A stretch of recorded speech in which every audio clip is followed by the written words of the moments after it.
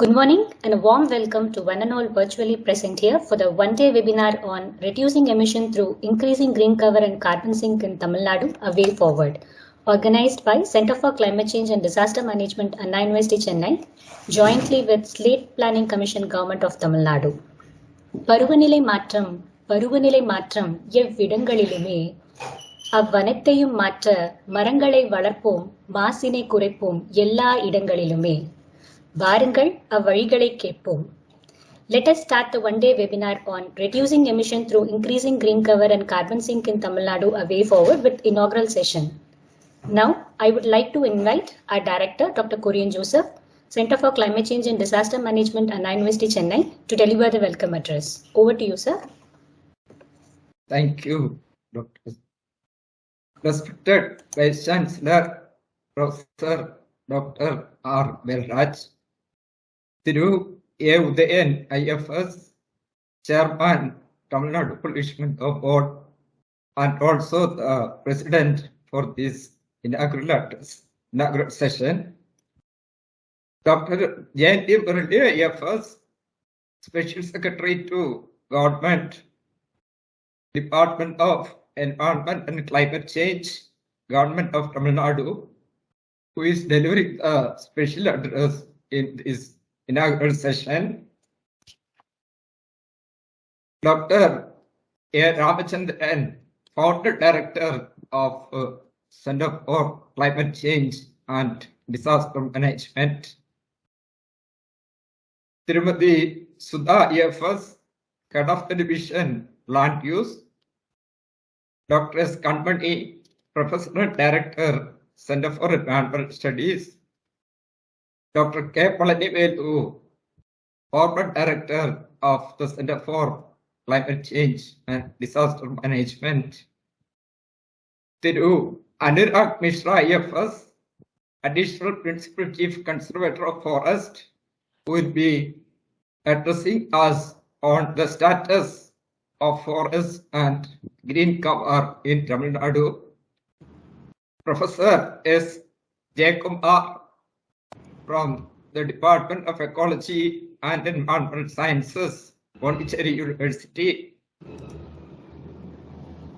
Distinguished participants, fellow colleagues, I'm very glad to welcome all of you for this webinar, which initially we thought we can do it on physical mode, but now we are able to meet online. The focus of the webinar, as all of you are aware, is how we can reduce our emissions of greenhouse gases by increasing the green cover and the carbon sink, especially what is the way forward for our state of Tamil Nadu. I'm very glad that dignitaries like our Vice-Chancellor, Secretary to Environment, Tamil Nadu Pollution Board Chairperson, all are with us. That shows the importance the authorities are attaching to this requirement, which is to address the global issue of climate change. At out, I take this opportunity to thank all the dignitaries for accepting our invitation and to be part of us. I also thank the Government of Tamil Nadu, especially the Department of Environment, who was behind in establishing this Center for Climate Change and Disaster Management. With the continued support of the Government of Tamil Nadu, the center is carrying out several activities, especially research activities related to climate change adaptation and management, especially downscaling the climate change information to regional level and linking it with the climate vulnerabilities and sharing the information for decision makers. The State Planning Commission has taken the initiative of supporting this event. I thank the State Planning Commission and also the Department of Environment, the Government of Tamil Nadu. As all of us know, climate change is basically a problem of sustainable use of the atmospheric sink for the greenhouse gases. The atmospheric sink, we can understand this as a common pool resource, just like an aquifer or a fishery, where there is the stock resources which provides us the flow of production and carbon sink services in terms of the capacity to absorb the pollutants, and that is replenished by the natural process, primarily carbon cycle, hydrologic cycle, and other different nutrient cycles. Now, the key challenge in governing this atmospheric sink for greenhouse gases is how we can constrain the use so as to prevent their destruction, or how to distribute the sustainable capacity to provide the sink services among the different competing uses. Now, the uses of this greenhouse gas sink range from large-scale coal-powered electricity generation plants to each of us who drive a car or keep even a cattle. So the size of the sink, the range of activities that make use of the sink, and the large number of users make it difficult to monitor the use of the sink and to exclude the users.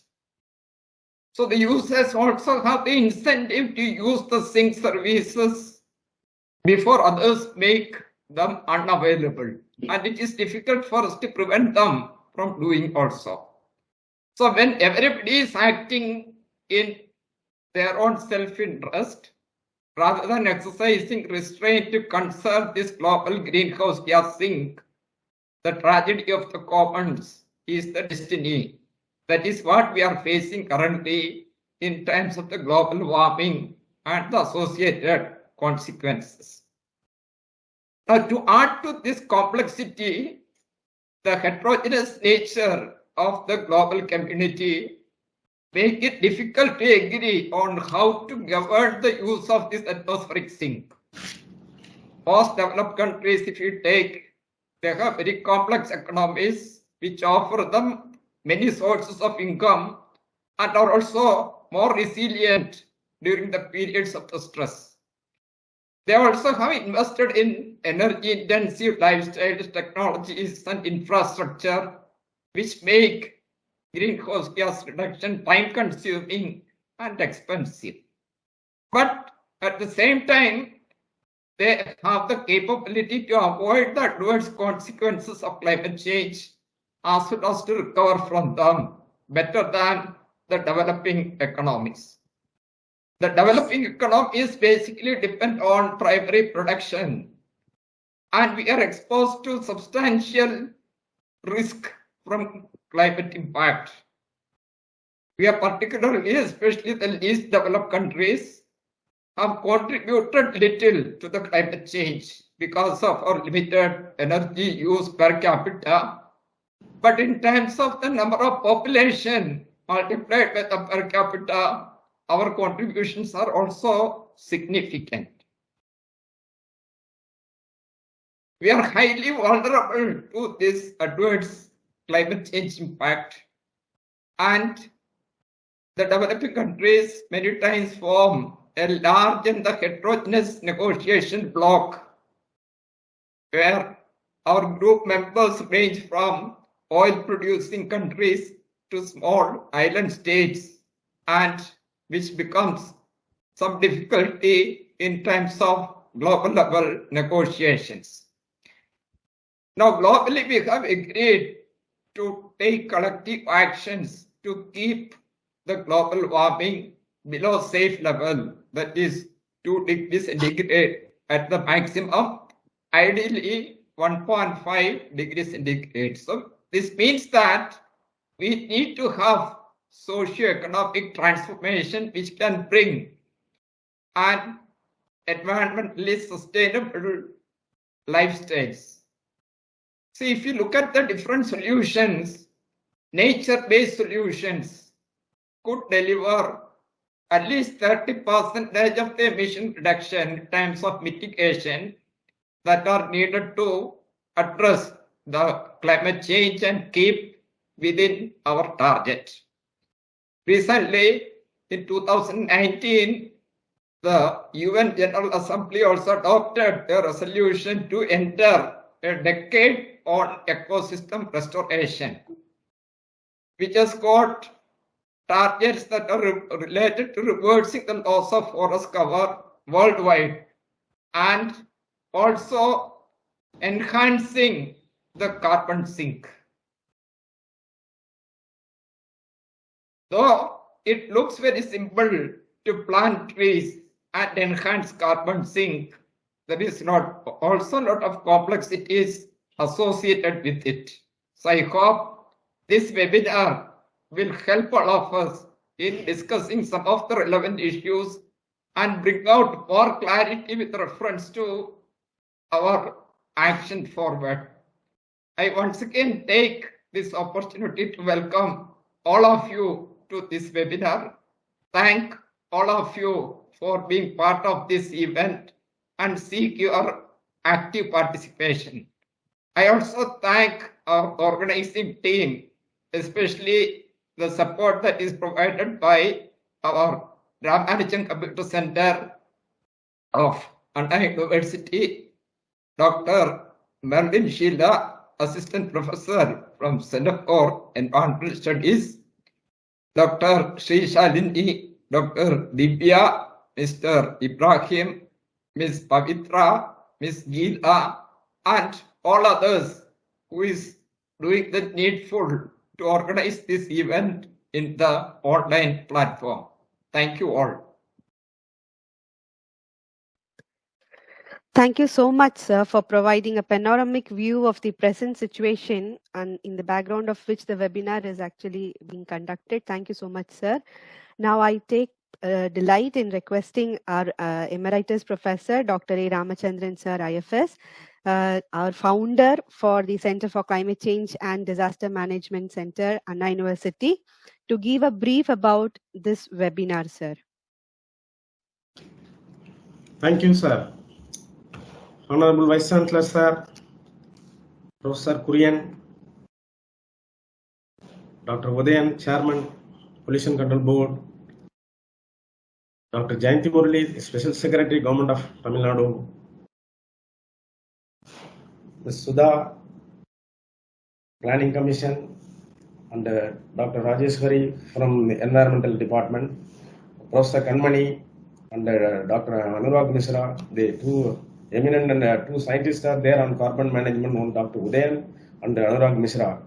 I welcoming everyone, and I am so thankful for attending this fine thing. See, in a short, within few minutes, I'll finish my what for this conference. See, after 97 only people understood that the alarming emission goes beyond our control without any controlling mechanism.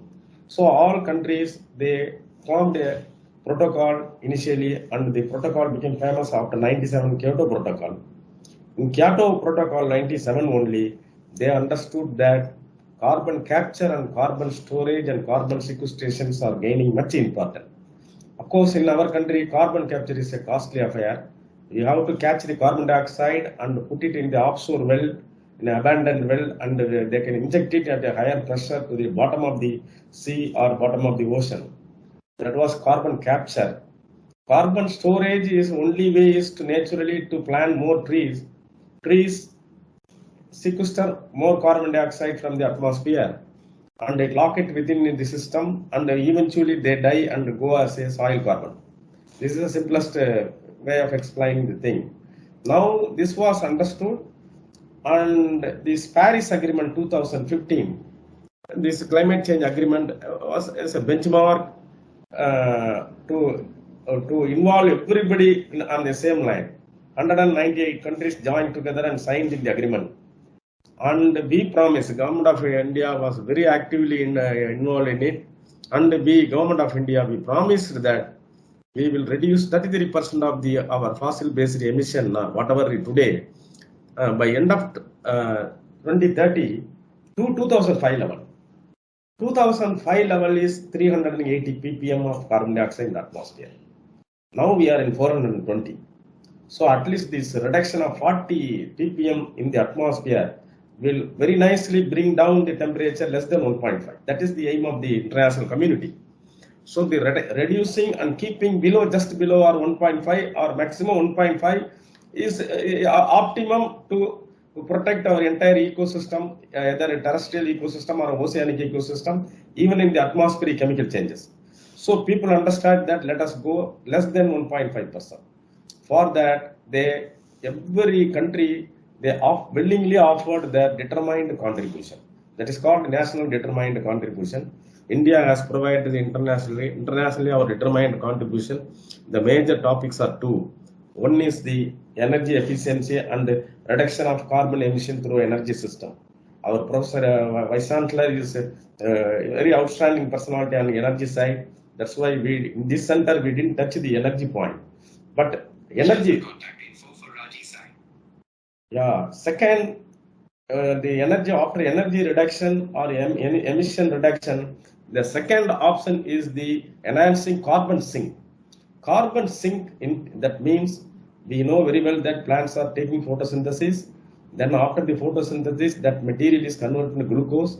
The glucose converting into various biomass in the body, including latex or honey, bark, stem, so many, all things. All things are nothing but 50% of the atmospheric carbon dioxide in the dry weight. So the dry weight of any plant, whether herb or shrub or tree, dry weight 50% is atmospheric carbon. Realizing these things only, now the entire global community, now they are they want to go very natural based adaptation to cope with the climate change, for which tree planting is more essential. So at this point of time, enhancing carbon sink. Now mostly India, we have lesser carbon, especially in agricultural practices. Now the actions are on to improve the soil carbon in agriculture sector. Forestry sector, of course, they started late, but now we are working very strongly. Tamil Nadu is a pioneer in starting this one. Dr. Udhayan and Anurag Mishra, they are very actively involving, including Dr. Jayanthi, they are all involving enrichment of carbon. Now we need enrichment of carbon in the degraded soil. Then planting, just like Miyawaki forest, we also want to have our own forest type by putting all back the carbon, whatever we lost in the forest area, go back with that carbon. Professor Kurian told that enormous organic material is available through the waste mining. So using that kind of things, we can bring up the enrichment of carbon in the soil. Finally, we can plan a good afforestation program. That afforestation program very substantially will reduce the atmospheric carbon. Each tree in a tropical country, at least normally 34 kilo of carbon dioxide per year, is able to sequester minimum. So at the same time, it gives you about 90 kg of oxygen. People are not understanding that. So taking the 35 kg of carbon dioxide inside and giving 90 kg of carbon oxygen, it is our duty to explain the rural people that planting tree is very, very, very essential today, especially while we are worrying about our lungs. Because of the corona pandemic and all that, we need more oxygen. So we need more planting. So these two, planting this one and quantifying the carbon and putting in the audit, supposed to be in Anna University, energy audit. Our Honorable Vice-Chancellor knows that the energy, they have a very big team in Anna University. They can quantify the energy side. Our center side, we can quantify the carbon stock in the green area. All put together, we can at least first our agenda is to give you a fine carbon accounting for the entire campus. So we are next seminar, immediately we are going to start that energy, energy, total energy and carbon footprint of Anna University. I expect that we will do with the help of Dr. Udhayan and Anurag Mishra and the famous botanist Dr. Malik and Gitanjali, also there in I.F.S service. All put together, we can ask our Dr. Jayanthi Special Secretary to come forward to do more kind of activities in regard to the carbon sequestration and carbon sink. with this, I just welcoming you all, and I request. I am so thankful to the Vice Chancellor and our Director and Dr. Udhayan, Dr. Anurag Mishra, and Kanmani, everybody. Thank you so much. The further discussion will be in the evening. Thank you. Thank you so much, sir, for enlightening us with the basics of carbon capture and storage, especially about enriching the soil, carbon and forest, and briefing about the webinar. Thank you so much, sir. Now, it's an honor and a great privilege to introduce our Vice-Chancellor of Chennai University, Professor Dr. R. Velraj. Professor has BE degree in Mechanical from Annamalai University, Masters of Energy Engineering and PhD from Anna University.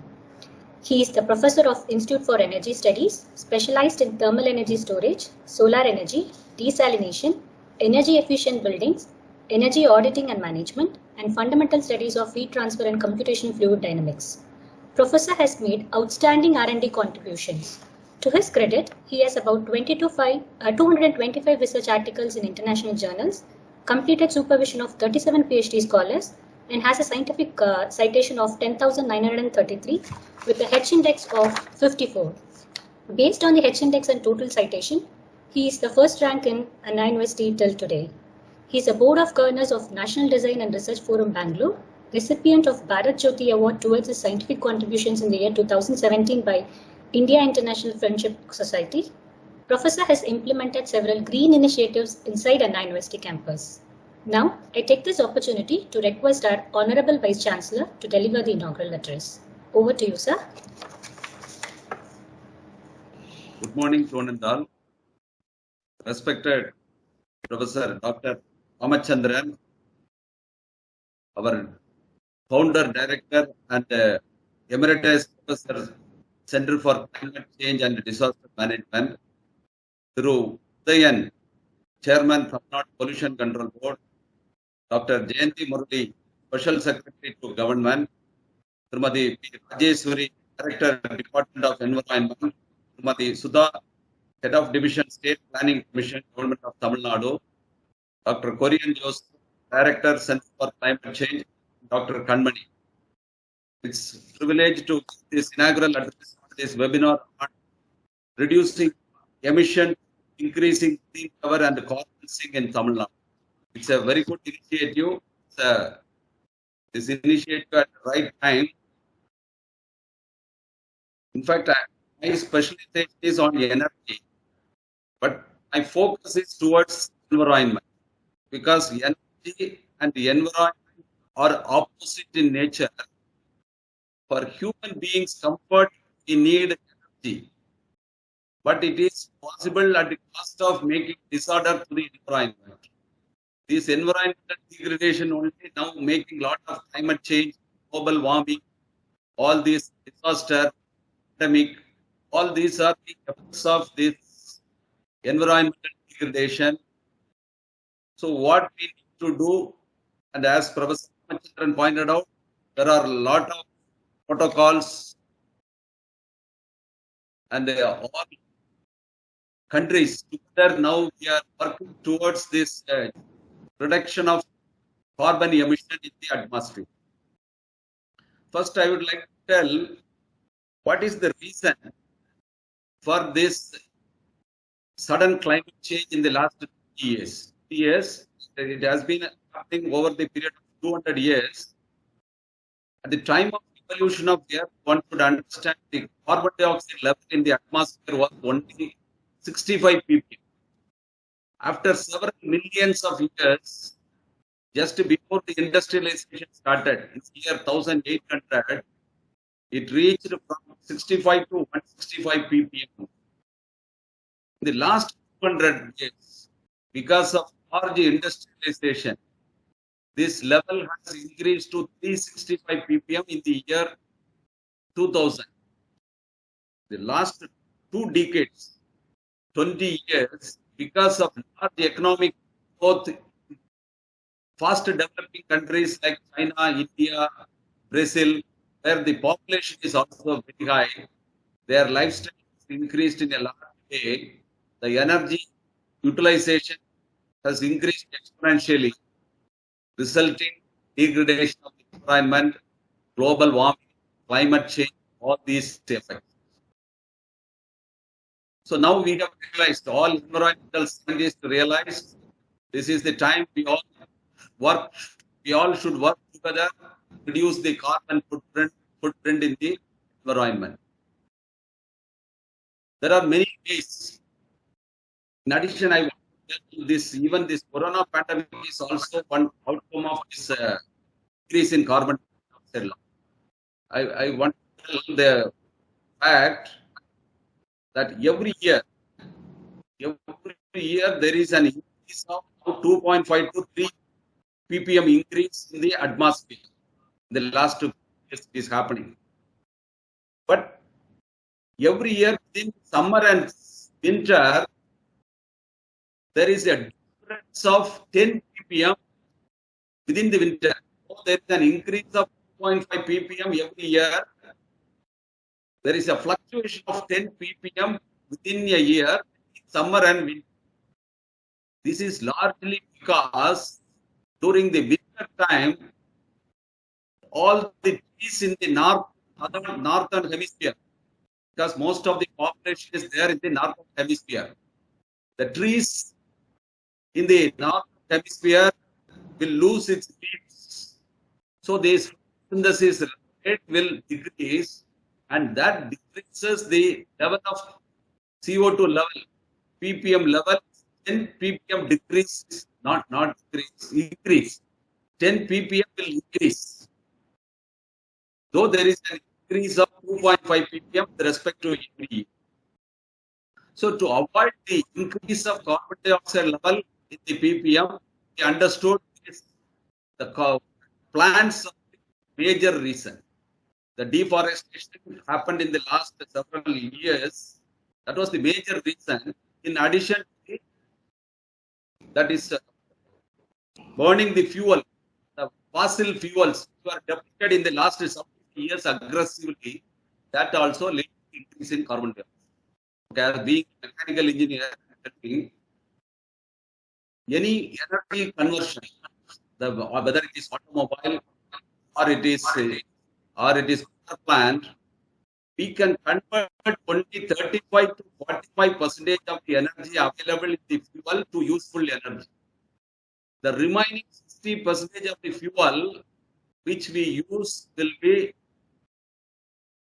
that is deposited in the atmosphere. And the heat from that fuel will be deposited in the atmosphere, and that will increase the global warming.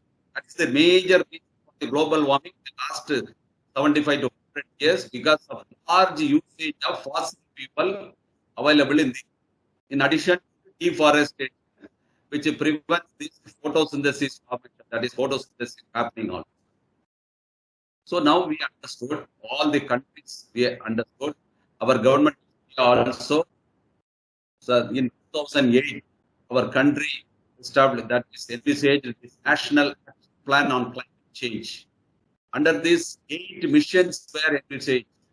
One of the important mission is this Green Revolution, National Mission on Green Revolution.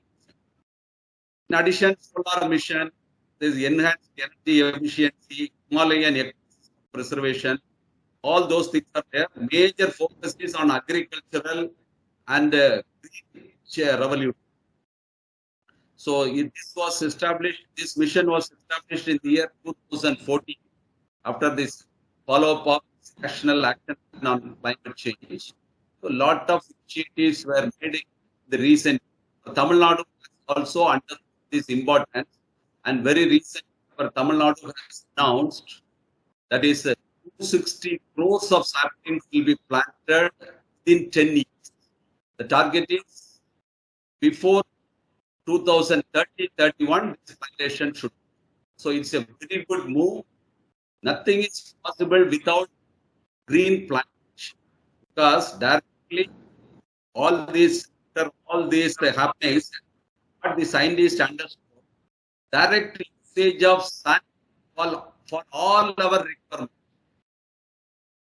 All our requirement needs this power vehicles. These are all the two commodities which consume large quantity of fuel. Power plants, they consume nearly 60% of the fuel. Major remaining fuel is used for our vehicles. So if these two, the energy utilization comes from solar, it will reduce large carbon footprint in the atmosphere.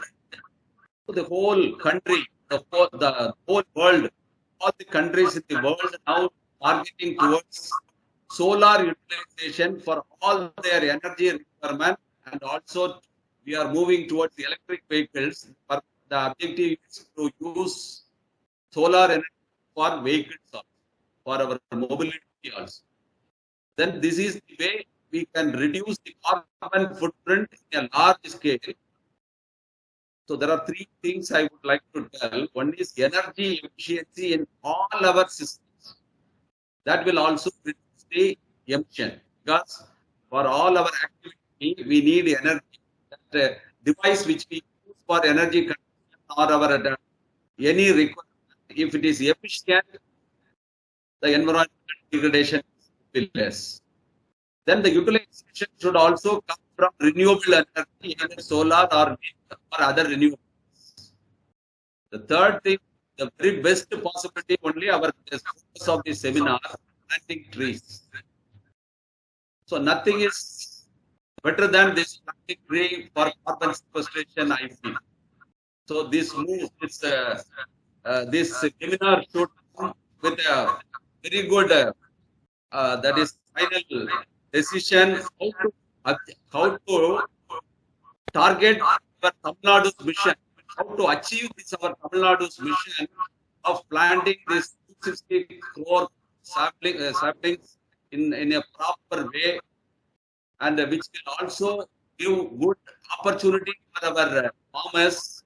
All these to have a put together in one mode. If we start working, definitely we will achieve this. Also give growth for our economy as well, for our modern society. So with this, I will conclude. The best thing for carbon sequestration is tree plantation. The next is only use of renewable energy, I feel. So because this kind of tree plantation will give better lifestyle for our farmers. So considering this, how to achieve this, this end of the seminar, we should have a roadmap how to achieve our Tamil Nadu action plan, and how our university should help to government achieve this target. Thank you, and I congratulate all the organizers for conducting this kind of seminar in the right time. Thank you for that. Thank you, sir. Thank you so much, sir, for briefing us about the National Action Plan on climate change and about the energy efficiency mechanisms by which we can actually start doing the carbon sequestration process, and also for telling us about the emphasis on the significant role of tree plantation as a very best solution for carbon sequestration, and also for encouraging and motivating us and the university for conducting such seminars, sir. Thank you so much, sir. Thank you. Now I take pleasure in inviting our guest, Thiru A. Udhayan Sir, I.F.S, currently the Chairman for Tamil Nadu Pollution Control Board, Government of Tamil Nadu. Sir is the Additional Principal Chief Conservator of Forests, Tamil Nadu Forest Department. Sir is an I.F.S officer of 1991 batch and has served in various important roles, specifically as a specialist in Mountain Ecology Division, Sark Forestry Center, Thimphu, Bhutan, under the foreign assignment in 2012. Sir has also served as the Chief Conservator of Forest Biodiversity in Tamil Nadu Forest Department during 2017. Sir is a master's graduate in environmental science, forestry, and has a PhD diploma in wildlife management. His areas of specialization are wildlife and protected area management, research and development, and biodiversity. Sir also has a keen interest in pursuing research in forestry-related studies. Sir has received the prestigious Tamil Nadu CM's Award in 2001 and WWF TCP Bravery Award in 1999. We are immensely delighted to have you with us, sir. And may I now request sir to deliver the presidential address. Over to you, sir. Thank you so much, Madam, for the kind introduction. First of all, let me start by greeting the guests, the Vice-Chancellor, Anna University, Dr. Ramchandran, Founder Director of the Climate Change Disaster Management Center in Anna University, Dr. Kurian Joseph, Dr. Jayanthi, Special Secretary, Tirumati Sudha, Dr. Kanmani, Professor and Director, Center for Environmental Studies, Dr. Palanivel, the ex-director of the center, Mr. Anurag Mishra, my colleague in the Forest Department. I first of all wish you all a very good morning. Thank you so much for this opportunity to be part of this webinar. Ideally, it would have been great to be a physical seminar, but considering the circumstances, I think this is the best approach. Thank you for the opportunity. I would just like to touch upon three issues. Of course, those have been addressed by the previous speakers. The three issues which I would just like to touch is, one is sequestration, of course, the main topic of this webinar. Then the next is green growth, which the Vice-Chancellor did elaborate on. And the third topic is the term that we often use, or at least at the global level, the term is common but differentiated responsibility. This is the term which came about in the Convention for Biodiversity. I'll explain it a little later. Now to come to the issue of sequestration, as pointed out, it's extremely important, and at times I feel maybe are we too late in doing this major effort of sequestration, because climate change, we are already suffering, but at the same time, maybe people outside this webinar, many of them are still feeling that climate change is still a threat. But I hope I am wrong, but we are deep into the crisis, and I just hope we can come out of it. And sequestration is the solution, and sequestration is the cleaning part. When I say cleaning, it is important because this is a pollutant for the planet, not the living beings as such. This is the pollutant to the planet, carbon dioxide and other greenhouse gases. And unlike other pollution, air pollution is different. I think all of us know, because now I am in the Pollution Control Board. Other day, there was a situation in a field where the well water got polluted due to effluent somehow reaching the well. What we did, we immediately pumped out the entire well water, got it treated, and the treated water was once again let into the well. But unfortunately, this cannot happen in the situation of air pollution. We have a common sink, and the pollutant is CO2, and this is the reason why we are having the global politics also related to this, because unlike soil, water, you cannot treat air easily. So what is happening? Pollution in one place, and we are expecting cleaning to happen in somewhere else. When I say cleaning, the sequestration. So that is what is happening at the global level.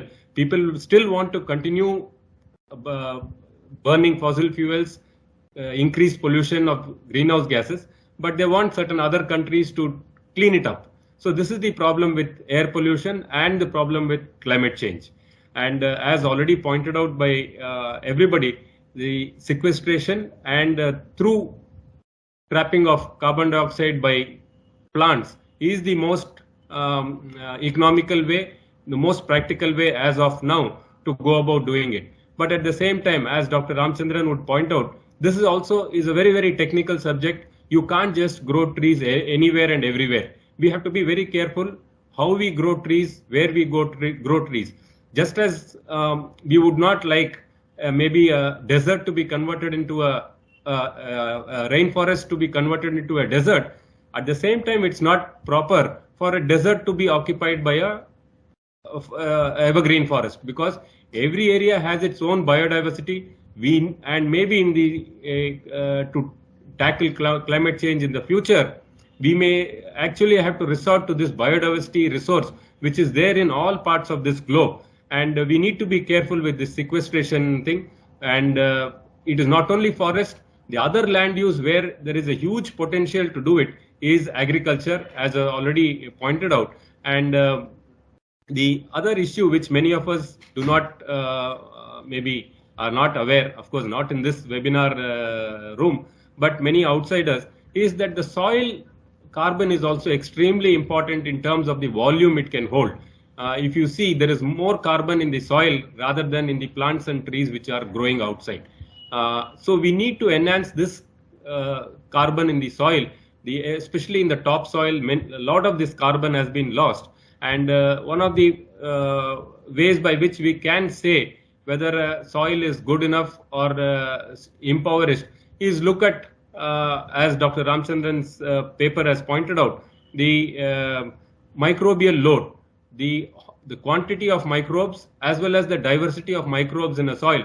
That determines everything about the soil. The health of the soil is spoken by this one single parameter of the microbial load as well as the diversity of microbes. This is in fact the topic on which I am also working, soil carbon. So it is easy for me to elaborate a little bit about thing. So sequestration is very crucial, and it is not only in forestry. In agriculture has a huge potential to do it, and the Tamil Nadu Forest Department had recognized it, and in fact we were the pioneer in this country to start tree cultivation in the private lands as well as in the agricultural areas through a scheme by the Forest Department.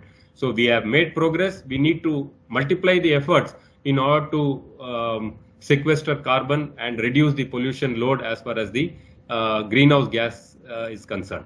Now, coming to the other issue of green growth, I think we all know that growth is inevitable. We need our GDP to increase, at least in Indian context. Unless we grow, we cannot provide health, education and housing to the people. We have a huge population. But as our Vice-Chancellor pointed out, what is the energy that we need to use in order to grow? So that should be to a great extent renewable. We can't continue to depend on fossil fuels. So this is where the concept of green growth comes in. Our energy, we need to tackle new sources of renewable energy to do it. And at the same time, I think many of us, if you forget, at least the students, if you look at things little deep, it is when we often think that burning energy is when we switch on a light or we fill up our gas tank in our car or motorbike with fuel. That is when we use fuel. But if you go a little deep, if you see anything you buy, actually you are buying or you are paying for the energy that has been used in producing it. Now, for example, if you are buying a cycle, you are paying for the energy used in mining of the iron, mining of aluminium, mining of many other metals, producing rubber, producing some kind of plastics. So this is what goes into a cycle. So it is mining, refining, and then the manufacture which happens in a factory. All these processes use energy, and we are actually paying for that energy. So we may buy materials, but basically if you look at it, you are actually buying, you are only paying for the energy charges. So that is where we need to ensure that the energy that is used in all these manufacturer processes also are as green as possible. And the single most important thing as far as green growth is concerned is efficiency. We should not be wasting materials, we should not be wasting energy, because more the resources we use in terms of matter, generally we use more energy, and generally when we use more energy there is more greenhouse gas emissions. So the mantra is actually energy efficiency, or even resource, other material resource efficiency that we need to follow. And another thumb rule is generally anything more expensive, more energy has been used in producing it. In general, there may be exceptions to it. Maybe, for example, organic farming, the product may be costly, maybe not because more energy is used, it is because the time taken to grow it may be more, or the area required to grow it may be more.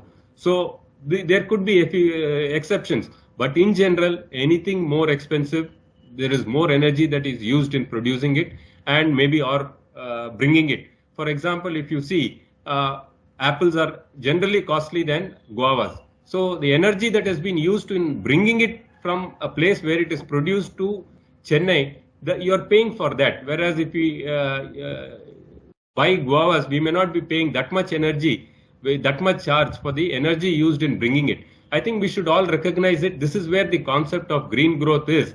So that is where our state has also laid emphasis on growing of millets, because our soils, our climate conditions are ideal for growing this. Whereas if we grow some other cereal, some other vegetables, etc., we actually violate the principles of energy efficiency. I think we need to do it, pay more attention to this concept of green growth. The third topic I would just like to briefly mention is the term we used at the foundation of the Convention of Biodiversity, which is common but differentiated responsibilities. So common because we are all facing the same issue of climate change. Differentiated responsibility because we have, when we say we, different countries have contributed to this problem in different ways, or more, in great ways. Some countries have hardly contributed to climate change, but they are all facing the same problem. And again, this differentiated responsibility because we have different different roles to play. Certain countries are better off in tackling this. Certain countries need help in tackling this. So that is where the concept of differentiated responsibility comes in. And we often, at the end of any COP, we find that we are not happy with certain countries for the steps they have taken. We say they could have done more.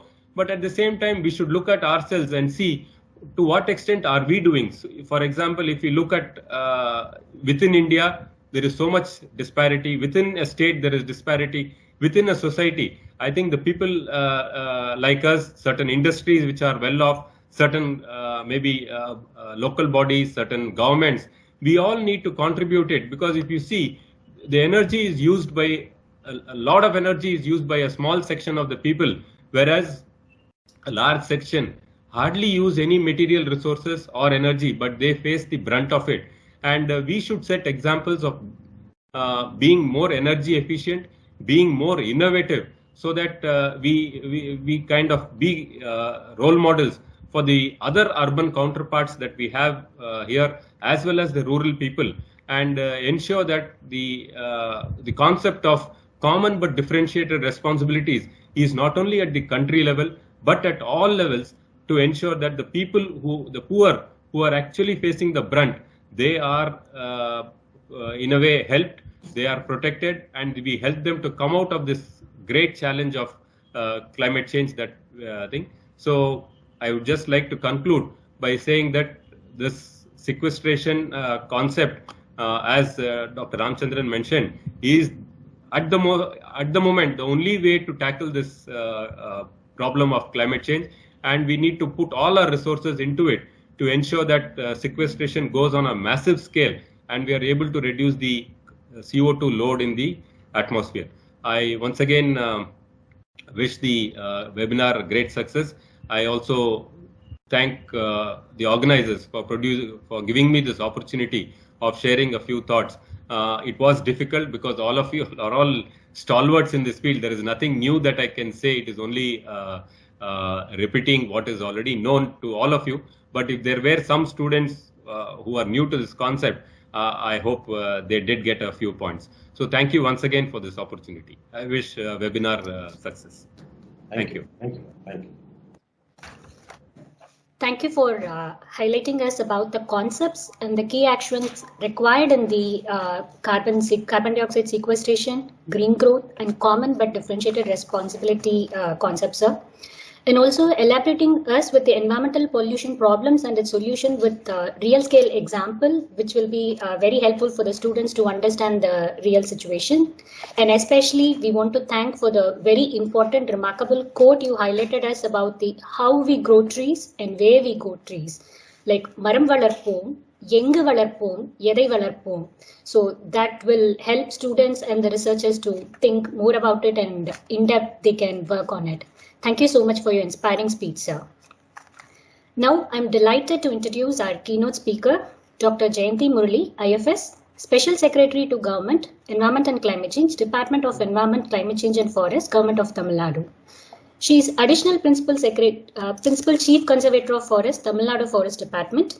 Dr. Jayanthi Murali, an I.F.S officer of the 1992 batch, has served in various roles in the department as Additional Principal Chief Conservator of Forest, Secretary, Tamil Nadu Biodiversity Board from 2020 to 2021, APCCF and Director of Department of Environment, Government of Tamil Nadu from 2018 to 2020, and CCF in 2018. She also served as an head of Land Use State Planning Commission, Government of Tamil Nadu from 2006 to 2012. She has acquired PhD in Agriculture Econometrics Interdisciplinary from Department of Econometrics, University of Madras, and Master's degree in Soil Science from Acharya N.G. Ranga Agricultural University, MS in Forestry recognized by Forest Research Institute, Indira Gandhi National Forest Academy, Dehradun. We are delighted to have you, ma'am, in our midst. Now I request you, ma'am, to deliver the keynote address on climate change and India's NDC and TNSA-PCC. Over to you, ma'am. Good morning to all. I am very sorry that I have a very bad throat, and please bear with my voice. Respected Vice-Chancellor, Anna University, respected Dr. Ramchandran sir, respected Chairman PCB, Director Department of Environment, Dr. Kurian Joseph, Mrs. Sudha I.F.S, Mr. Anurag Mishra, Dr. Kanmani, Dr. Palnivel, and all the other speakers here today. I thank the Center for Climate Change and Disaster Management and State Planning Commission to give me this opportunity to deliver the keynote address. I was given a topic of India's NDC and TNSA-PCC. I just start with the UN CCC. Next slide. Next slide, please. Dr. Ramchandran may interrupt if I am wrong somewhere. The previous slide.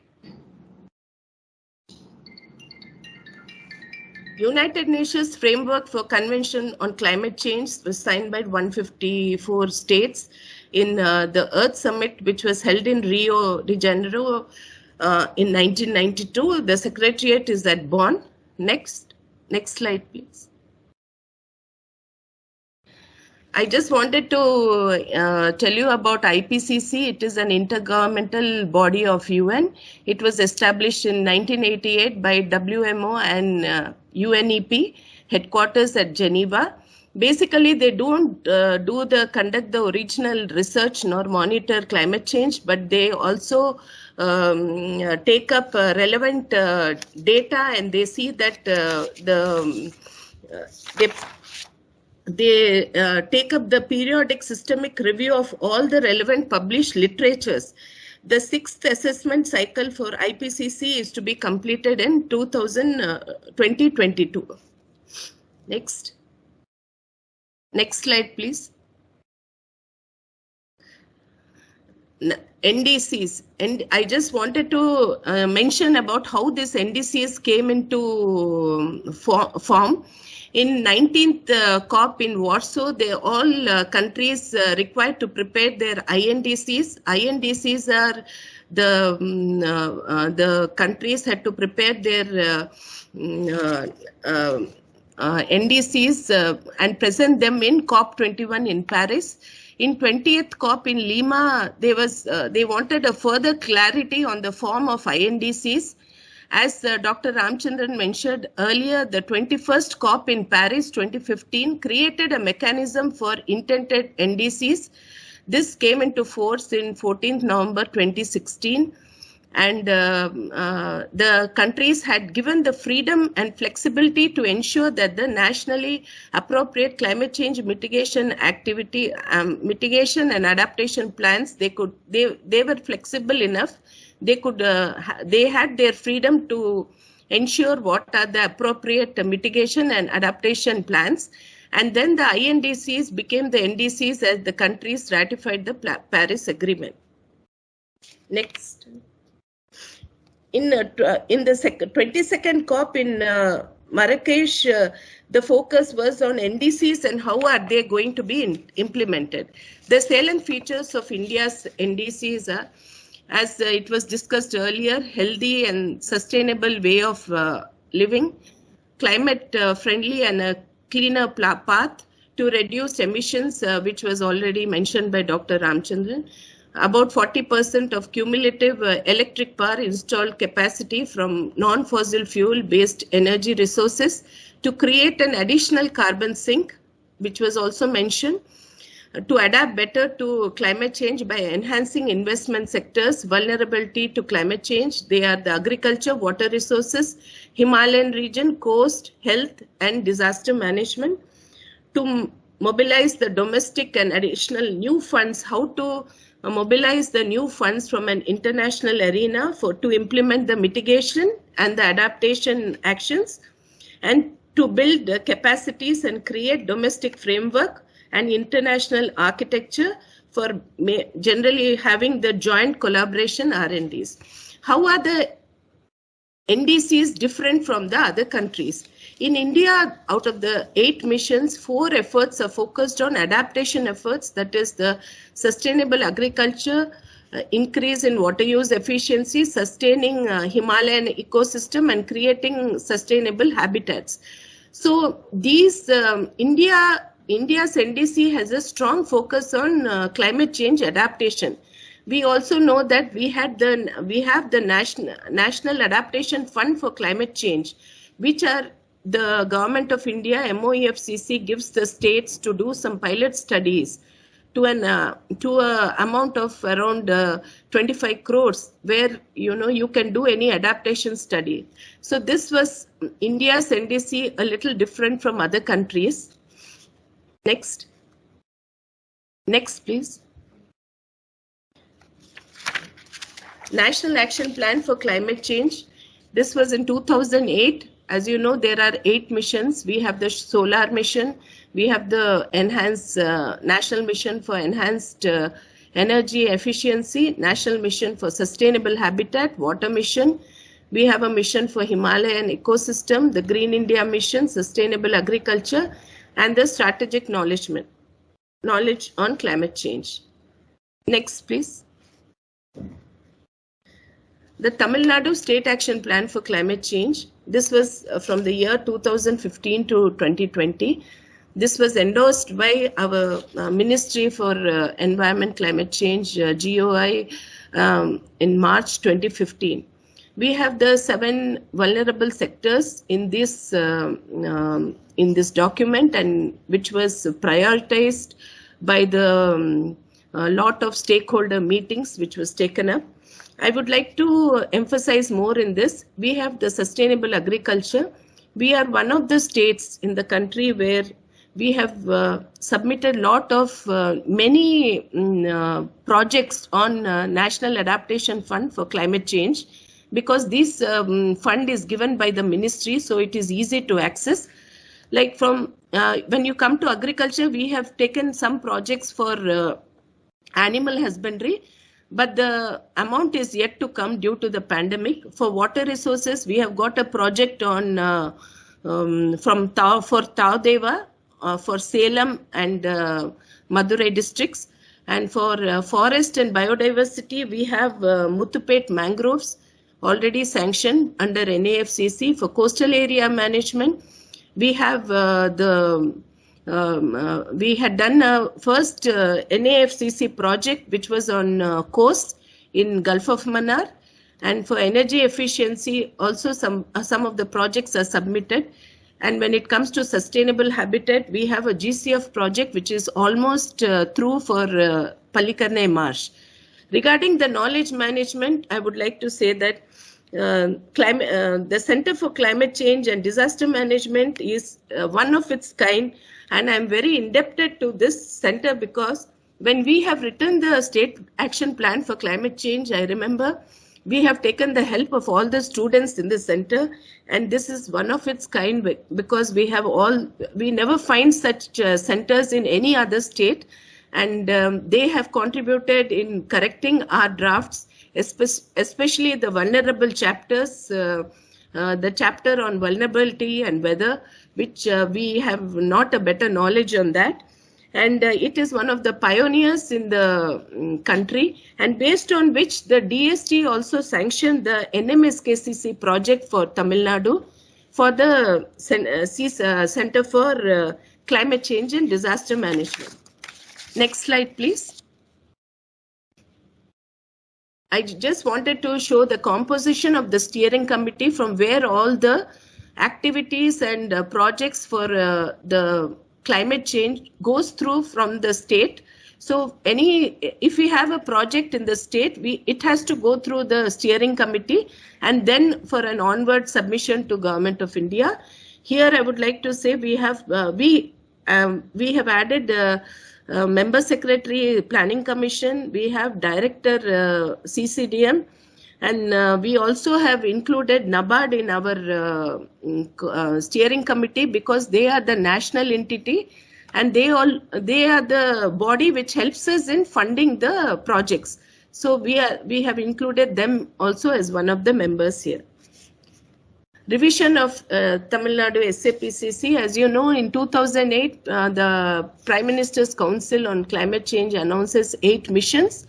And 2015, we have started preparing for the Tamil Nadu SAPCC. And 2015 also, as you know, I has discussed earlier, the INDC was placed in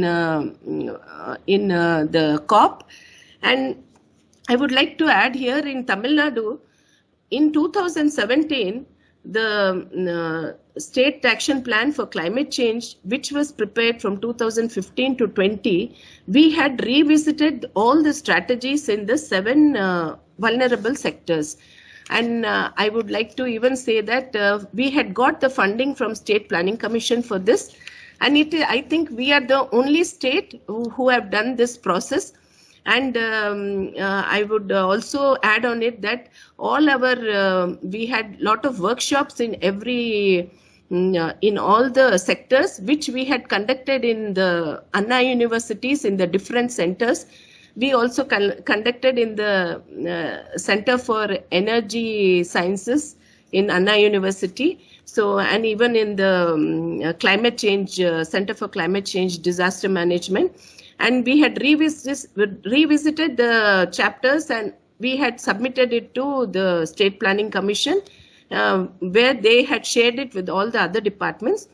In 2018, we had seen that the Government of India has asked us to prepare the SAPCC 2.0, and the initial work started in 2018. Next, please. The methodology followed here was we had to address the issues of climate change and the state's contribution to India's NDC, and addressing the state-specific vulnerability based on priorities set out of SAPCC, and develop a long-term climate action plan that is till 2030, and implementation of and how it is implemented. And here they have also asked us to detail about the monitoring and evaluation framework. The process followed in the revision of SAPCC. Next slide, please. The process followed in the revision of SAPCC. Initially, we had the consultation with all the departments. Then we had to finalize how to have the data collection formats, because each department has had a different format. Then we appointed nodal officers for each department, and we had collected the data from the line departments. Here, I would like to add that in Tamil Nadu SAPCC, the MOEFCC has asked government of the MOEFCC has invited GIZ to be as an external agency to help us out in preparation of this document. So after we collected all the data from the concerned line departments, we also had meetings with the secretaries of the line departments to see that whatever is taken, the data taken, and how it is prioritized, based on the data available. And the draft report was placed in the last, we had a final workshop which was chaired by the Chief Secretary, and it was discussed in detail. Some few clippings from the SAPCC 2.0. The composite vulnerability index with 63 indicators were prepared, and this was, we had taken again the assistance of CCDM Anna University. Next. The current vulnerability index also was prepared for every district, And here we could see that very high vulnerable areas are Ramnad, Vellore, Villupuram, Krishnagiri and Nagapatnam. And high vulnerable areas are Dharmapuri, Tuticorin, Ariyalur, Kadalur, Virudnagar and Shivagange. So in this way, in this SAPCC 2.0, we had stressed more on vulnerability, which was a full chapter on it. I would like to say the difference between the TN-SAPCC 1 and the revision of the TN-SAPCC, which is the 2.0. Here in SAPCC, we just had the 7 vulnerable sectors, which we mentioned in detail, and what are the implemented schemes in that. But in SAPCC 2.0, we have a chapter on vulnerability. We have a chapter on disaster management mitigation, on health, on gender, on SDGs, monitoring and evaluation. And SAPCC 2.0 is for next 10 years, which starts from 2021 to 2030. As I just mentioned earlier, we had the framework for SAPCC 2.0 was on understanding the climate data, adaptation and mitigation strategies, financial allocations and what are the state priorities, monitoring, evaluation and effective institutional mechanism. The proposed allocation of budget in SAPCC 2.0 is given, but now we are making some changes because of the present government and the present we had our based on all the different policies of different sectors. We are making the final changes in this, so that will differ after a while. Challenges during the preparation of TN-SAPCC 2.0. The challenges we faced is the data requirement from the sectoral departments. Actually, most of the departments do work, which is maybe mainly on adaptation, but they do work on climate-related activities, but we can see that they are not able to cull out the data which is required. So this was very difficult, and we had to sit with them and see that what are the data we require. And there was fragmentation of data and, of course, the baseline data. The baseline data for climate change, even our ACS, E&FCC, madam was saying that we have to discuss with Anna University and see that we have a baseline data for the climate information. And the second is the SDG and NDC goals, how to establish the linkages. So that was also very crucial. And the synergies in sectors and developmental plans. Earlier, we had the annual plans and the 5-year plans, and now we don't have these plans. So how do we plan for 10 years, for 5 years? So that was a challenge. And of course, climate budgeting, which we proposed to do in the year 2022. We wish to do the climate budgeting for the state. The way forward is, I would just like to mention that at COP26, Honorable Prime Minister had made the following key announcements, and India will take its non-fossil fuel capacity to 500 gigawatts by 2030, and about 50% of cumulative electric power installed capacity from non-fossil fuel based energy resources by 2030, and projected carbon emissions by 1 billion tons from now to 2030. And as Dr. Ramchandran had mentioned regarding the reducing emission intensity, and by year 2017, India will achieve the target net zero. And Honorable Prime Minister also emphasized the need for sustainable lifestyles through a mass movement, which was very clearly and mentioned by Dr. Udhayan sir, Chairman PCB, the lifestyle for environment. Next, please. Next slide. The way forward is we have to incorporate the ISFR 2021 data now in our SAPCC 2.0 document.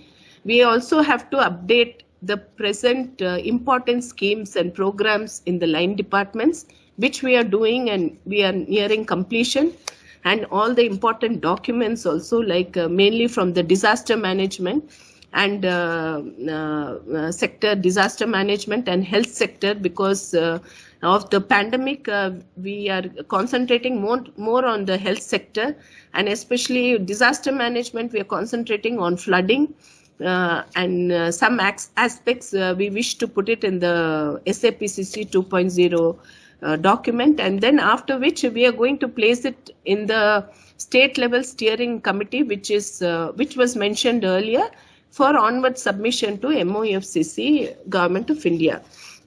I would like to say that recently I saw the India's first weather hazard and vulnerability atlas released by Ministry of Earth Sciences, and I think this is first of its kind, and I hope it will be very useful, because they were mentioning about Cuddalore and other districts in Tamil Nadu, and I have to go through it to know how it works and how it is useful for this our state.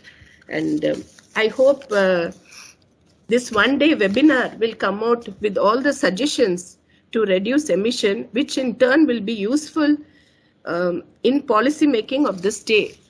I hope all the suggestions and all the whatever the guidelines and you prepare during this webinar, which could be shared and will be very useful for in policy making, especially in the Green Tamil Nadu mission, which is we have starting from this year. So it will be very useful in incorporating all these details and useful for the state.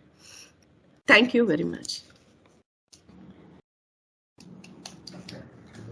Thank you so much, ma'am, for elaborating us with the key features of the Intergovernmental Panel on Climate Change and about the nationally determined contributions NDCs, especially enlightening us with the India's NDCs and the different national missions addressing on the climate change. And also thank you so much for showcasing us the various steps, the challenges and fund flow for climate change research, which will be very helpful for the participants, ma'am. Thank you for the opportunities, and we are happy and delighted for the long way collaborations of Triple CDM with Tamil Nadu Environment Forest Department, ma'am. Looking forward for more collaborations. Thank you so much, ma'am. Thank you. Now it's my pleasure to introduce our next speaker, Dr. S. Kanmani, Director, Center for Environmental Studies at University Chennai. Professor has more than 28 years experience in research and teaching profession, and her expertise in the field of environmental engineering, treatment of domestic and industrial wastewaters, advanced oxidation processes, integration of AOPs and biological processes, converting waste into energy and useful products. She has published more than 100 research articles in national and international journals. Now I would like you, ma'am, to invite to deliver the felicitation address. Over to you, ma'am. Ma'am, you are in mute, ma'am. Thank you, Shalini. Thank you, ma'am. Am I audible? Yes, ma'am. Okay. So good morning. Most Honorable Vice-Chancellor Thiru Velraj, Anna University. My beloved Emeritus Professor Thiru Ramachandran, Founder Director, Climate Change Center. Honorable Chairman, Pollution Control Board, Thiru Udhayan sir. Madam, respected Madam Dr. Jayanthi Madam, Special Secretary, Environment and Climate Change, Tamil Nadu. Respected Madam Tirumati Rajeshwari, Director, Department of Environment, and also Madam Sudha, Head of Division Land Use. Former Director, my dear colleague, Professor Painivelu, and my other colleagues and Dr. Marlene Sheila, Head of the Department Civil Engineering, participants and research scholars, our CS alumni, Shalini, Divya and all others, non-teaching staff. And so thank you so much for the opportunity given. And this Center for Environment Studies was established in 1955. 20 years before the first environment legislation in India was enacted, and it was established with the support of World Health Organization For the past 67 years, this center is committed for environment protection, mainly focusing towards water pollution prevention and control, air pollution prevention and control, and solid waste management. And we are very happy now to associate with the Center for Climate Change. As indicated, my colleague, United Nations declared 2021 to 2030 as the decade for ecological restoration. It is an official call, and nationwide, statewide, we need to put jointly all our efforts to restore our ecosystems. Even India has an ambitious target of restoring 26 million hectares of degraded lands by 2030, and also similarly water resources restoration. Everything is set in the target, and at this time period it's very important that Center for Climate Change and Center for Environment Studies, if we are jointly putting the efforts, our talent, our expertise and research, etc., we could able to really contribute and make it successful, especially at least for the state of Tamil Nadu, environment system, ecosystem restoration. And because our ecosystems are under great stress, and what is needed at the moment is we wanted sustainable, environment friendly, cleaner pollution control technologies, mainly focusing towards, as indicated by Madam also, net zero target. So net zero target means with minimum water consumption, with minimum energy, industries need to do the manufacturing. Also, they need to minimize the wastages which are coming out in the form of wastewater, air emissions, and solid waste. It means that cleaner production, pollution prevention, waste minimization, it is mandatory, and we are supporting in all aspects with respect to development of need-based novel technologies. And so in this context that we really wanted to, our respected Ramachandran sir, to collaborate with the Center for Climate Change and to mainly contribute for successful ecosystem restoration. Even Ministry of Environment and Forest was renamed in 2014 with MOEFCC, sir. It is the right time that we really could able to unite these two centers so that the significant output could be made globally, nationally, and also our university could be taken to the global ranking level. So this is my humble submission. So with this, I just wanted to finish.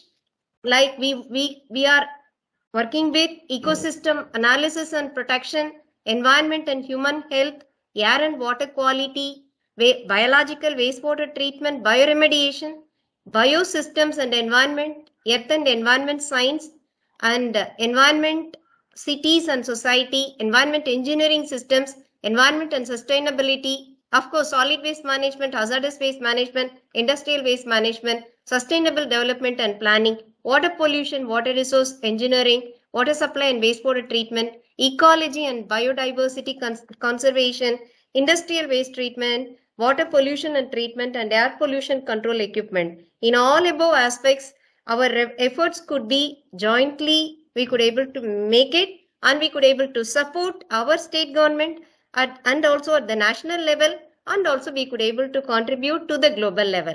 So thank you, sir, for the opportunity given. Over to you, Shalini. Thank you. Thank you, ma'am.